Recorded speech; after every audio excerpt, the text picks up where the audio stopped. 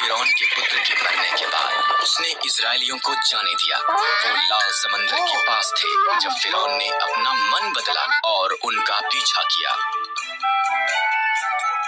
जब इजरायलियों ने फिरौन के रथों को देखा वो बहुत भयभीत हो गए, लेकिन परमेश्वर ने मूसा को लाल समंदर की तरफ उसकी लाठी को उठाने के लिए कहा।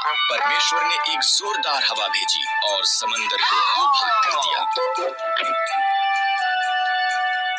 एक सूखा मार्ग प्रकट हो गया और इजरायली लाल समंदर के बीच में से निकल गए, जहां पर उनके दोनों तरफ एक पानी की दीवार थी। वो सुरक्षित दूसरी तरफ पहुंच गए। फिरौन और उसकी सेना समंदर में उनके पीछे गई। परमेश्वर ने मूसा को उसका हाथ बढ़ाने के लिए कहा। तब समंदर फिर से वापस एक हो गया और फिरौन और उसकी सेना डूब गई। परमेश्वर ने उसके लोगों की एक उजाड़ में अगुवाई की। उसने उन्हें भोजन और पानी दिया। उन्होंने सिनै पर्वत के पास डेरा लगाए, जहां पर परमेश्वर ने पहाड़ की चोटी पर मूसा को मिलने के लिए कहा।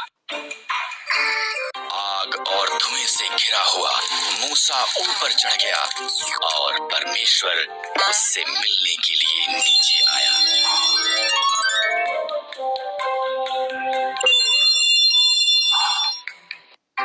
परमेश्वर ने मूसा को धूप पत्थर की पट्टियों पर 10 आज्ञाएं दी। अन्य देवताओं की आराधना मत करना, मूर्तियां मत बनाना, आदर के साथ मेरा नाम लेना, विश्राम दिन को एक विशेष दिन करके मनाना, अपने माता पिता का आदर करना, कत्ल मत करना, अपने पति या पत्नी से वफादार रहना, चोरी मत करना, लोगों से या जो उनके पास है उससे ईर्ष्या मत करना। अब लोग जानते थे कि कैसे परमेश्वर की आज्ञा का पालन करना है। भेदिए को वायदे किए देश में भेजा। उनमें से 10 ने कहा, हम वहाँ के लोगों को कभी भी हरा नहीं सकते। पर यहोशू और कालेब ने कहा, परमेश्वर की सहायता के साथ हम इसे कर सकते हैं। डरे हुए लोगों ने 10 भेदियों की बात पर विश्वास किया। परमेश्वर ने कहा, यहोशू और कालेब के साथ केवल तुम्हारी संतान ही वादा किए देश में प्रवेश करेगी। बाद अब ये समय था।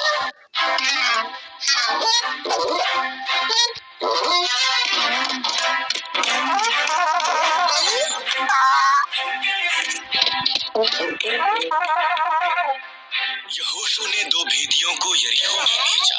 वो राहाब नाम की एक स्त्री से मिले, जिसने उन्हें छिपाया और दीवार से नीचे उतरने में सहायता की। उन्होंने उसे और उसके परिवार को बचाने का वादा किया। इजरायलियों ने यरदन नदी पार की। पहले याजक वाचा का संदूक उठाए आगे गए। जब उनके पांव ने नदी को स्पर्श किया, तब उसने बहना बंद कर दिया। हर कोई सूखी भूमि से होकर निकल गया। आगे यरीहो था। परमेश्वर ने यहोशू से कहा, 6 दिन तक यरीहो के चारों तरफ दिन में एक बार घूमना, तब 7वें दिन 7 बार चक्कर लगाना, नरसिंहों को फूंकना, जय जयकार करना, दीवार नीचे गिर जाएगी।